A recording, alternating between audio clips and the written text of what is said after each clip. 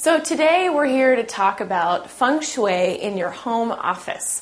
So that's when you have an office in your home that you work out of and usually do professional work in. We're in my friend Stuart's house, and he does have an office. It's actually right behind me. And I wanted to explain to you the area on the Bagua where this office is. So I actually have a floor plan to show you. So this is Stuart's house currently.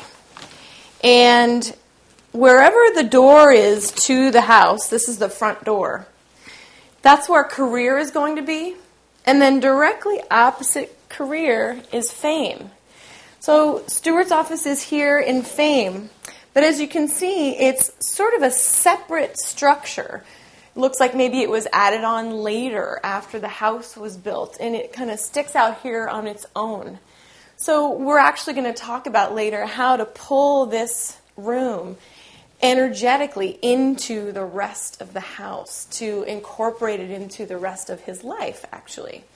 So just to show you how we do this with a floor plan, this is the Bagua. And we match up the bottom of the Bagua with the door and lay it over the floor plan. So as you can see, fame is at the top of the Bagua, and it corresponds with where his office is. So we're going to talk about the different guas that are actually in this home office, because what I just showed you are the overall corners of the house. But each individual room has its own Bagua as well, because every time there's a new door, you have to lay the Bagua again. And it could shift and change throughout the house depending on where the door is.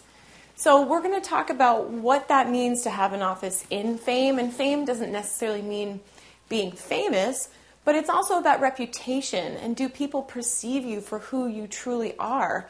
And that's a very interesting place to be all day long when you're working, because you do want to be seen for the great work that you do. And if that's not happening, perhaps your career isn't going as well as it could be going, because that's where you're doing your work. So we're going to get in depth into that in just a moment. So thanks.